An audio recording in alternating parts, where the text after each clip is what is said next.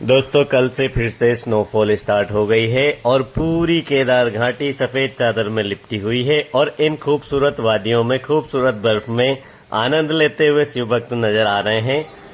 तो नमस्कार शिव भक्तों, मेरा नाम है अलकू चौधरी और आपका स्वागत करता हूं इन खूबसूरत पहाड़ों पर बाबा केदारनाथ धाम में। जो स्नोफॉल है दोस्तों कल से स्टार्ट हो गई है और दोस्तों आप देख सकते हैं हल्की हल्की स्नोफॉल आपको अभी नजर आ रही है। और कल दोस्तों शाम होते होते बहुत ही अधिक मात्रा में स्नोफॉल हो गई थी। तो आप अगर केदारनाथ धाम में स्नोफॉल का आनंद लेने वाले हैं, स्नोफॉल के लिए आप केदारनाथ धाम में आना चाहते हैं, तो आपके लिए दोस्तों केदारनाथ धाम में एक बार फिर से बहुत ही ज्यादा मात्रा में स्नोफॉल स्टार्ट हो गई है। और अभी दोस्तों 3 दिन तक लगातार केदारनाथ धाम में स्नोफॉल होगी और केदारनाथ धाम में दोस्तों दिखाएंगे अभी शाम तक का नजारा कैसा रहता है। अभी दोस्तों केदारनाथ धाम में जो यात्रियों की संख्या है नॉर्मल बनी हुई है। अभी आधे से 1 घंटे का समय नहीं लगता है दर्शनों के लिए, बड़े ही आराम से दर्शन हो जाते हैं। तो थोड़ी बहुत लाइन में आपको लगना पड़ेगा दोस्तों, उसके बाद में आप सीधे मंदिर में जाकर गर्भगृह में ही दर्शन हो रहे हैं। दोस्तों आप अगर केदारनाथ धाम में आते हैं तो बहुत ही अच्छे प्रकार से आपको भोले बाबा जी के दर्शन प्राप्त होने वाले हैं। और बिल्कुल भी दोस्तों केदारनाथ धाम में जो यात्री है बहुत ही आनंद प्रसन्न चित्त होकर बाबा केदार के दर्शन कर रहे हैं और सभी का जो अनुभव है बहुत ही अच्छा अनुभव सभी को प्राप्त हो रहा है।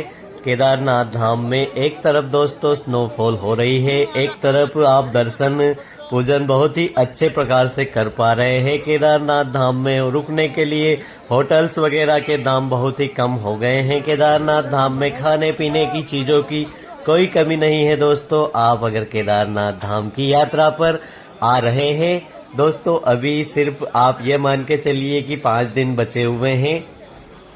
कल दोस्तों धन त्रयोदशी है और उसके बाद में दोस्तों 2 दिन बाद दीपावली, उसके 2 दिवस बाद में दोस्तों भैया दूज है और भैया दूज के 1 दिन बाद बाबा केदार के कपाट बंद कर दिए जाएंगे। तो 5 दिन का समय शेष बचा हुआ है दोस्तों और इन 5 दिनों में जब तक दोस्तों यात्रा चलेगी तो स्नोफॉल आपको इसी प्रकार से केदारनाथ धाम में देखने को मिलेगी।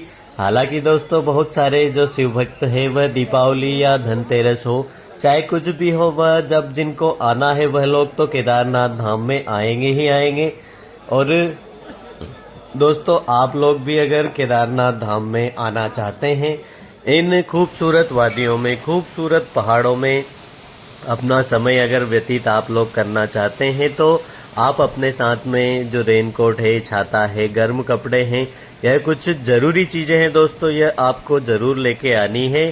क्योंकि दोस्तों केदारनाथ धाम में जो पारा है अभी दोस्तों कल से जो पारा है वह दिन में भी माइनस में जा रहा है। तो रात में आप सोच सकते हैं कितनी अधिक ठंड का सामना आपको केदारनाथ धाम में आकर करना पड़ सकता है। केदारनाथ धाम में दोस्तों ठंड लगातार ही बढ़ जा रही है और दोस्तों 2-3 घंटे स्नोफॉल होने के बाद में आप देख सकते हैं कुछ इस प्रकार से केदारनाथ धाम में चारों तरफ आपको बर्फ ही बर्फ नजर आएगी। और दोस्तों आप अगर सिर्फ मौज मस्ती के चक्कर में केदारनाथ धाम की यात्रा कर रहे हैं तो आपको केदारनाथ धाम में नहीं आना चाहिए दोस्तों, क्योंकि केदारनाथ धाम कोई मौज मस्ती करने के लिए जगह नहीं है। यहाँ पर आप श्रद्धा और भक्ति से अगर महादेव के दर्शन करना चाहते हैं तो ही आप बड़े आराम से केदारनाथ धाम तक पहुँच पाएंगे दोस्तों। क्योंकि केदारनाथ धाम कोई ऐसी जगह नहीं है जहाँ आप बस में बैठकर चले जाएंगे और बर्फ का आनंद लेके वापस आ जाएंगे। दोस्तों केदारनाथ धाम में पहुंचने के लिए बहुत ही कठिन चढ़ाई चढ़नी पड़ती है, जो कि एक शिव भक्त ही चढ़ सकता है दोस्तों, बाकी किसी के बस की बात नहीं है।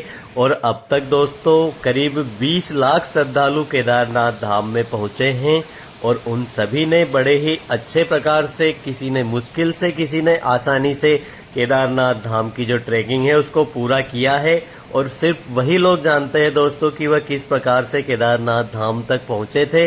और आने वाले दिनों में दोस्तों आप भी, जितने भी मेरे भाई मेरे मित्र इस वीडियो को देख रहे हैं, उनमें से कई लोग केदारनाथ धाम की यात्रा करके अपने घरों को लौट चुके हैं। वह जानते हैं कि केदारनाथ धाम की जो यात्रा है वह किस प्रकार से की जाती है और क्या क्या सावधानी रखनी पड़ती है।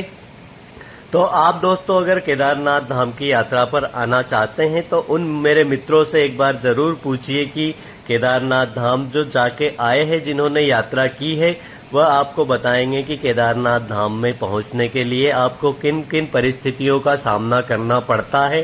दोस्तों कहने का सिर्फ इतना सा ही मतलब है कि केदारनाथ धाम में एक सच्चा शिव भक्त ही पहुंच सकता है, बाकी किसी के बस की बात नहीं है कि वह केदारनाथ धाम तक पहुंच जाए। बस इसके अलावा और कुछ भी नहीं है। आप शरीर से चाहे हल्के हो, चाहे दुबले पतले मोटे कैसे भी हो, आप केदारनाथ धाम तक नहीं चढ़ते, महादेव आपको चढ़ाते हैं। इस चीज का आप ध्यान रखिए।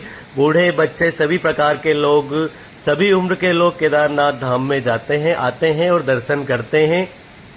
उस समय पर सभी के मन में ओम नमः शिवाय ही चलता रहता है। तो केदारनाथ धाम तक बड़े आराम से या मुश्किल से कैसे भी पहुंचते हैं, मगर पहुंच जाते हैं। तो आप भी अगर केदारनाथ धाम में आते हैं तो अपने मन में श्रद्धा और महादेव के प्रति अटूट विश्वास लेकर आप अगर केदारनाथ धाम में आएंगे तो आप बड़े ही आराम से केदारनाथ धाम तक पहुंचेंगे भी। आपकी यात्रा बहुत ही खूबसूरत और मंगलमय होगी। तो केदारनाथ धाम में दोस्तों अभी जो स्नोफॉल है वह थोड़ी थोड़ी रुकी हुई है और इसी प्रकार दोस्तों अगले 3 दिनों तक केदारनाथ धाम में हेवी स्नोफॉल का अलर्ट जारी किया है।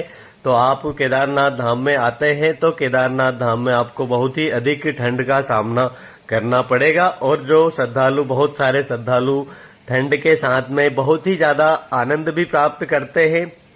अभी आप भैरव बाबा की पहाड़ी देख लीजिए, बहुत ही ज्यादा स्नोफॉल जमी हुई है उस साइड में और चारों तरफ आपको पूरी केदार घाटी में चारों तरफ स्नो ही स्नो दिखाई देगी।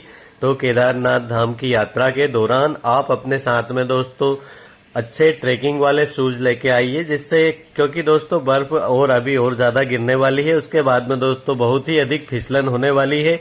तो स्नो में आपके जो जूते हैं उसमें ग्रिप अच्छा होना चाहिए, जिससे आपका पैर फिसले ना। और केदारनाथ धाम की यात्रा के दौरान आप अपने साथ में गर्म कपड़े तो जरूर लेके आएंगे।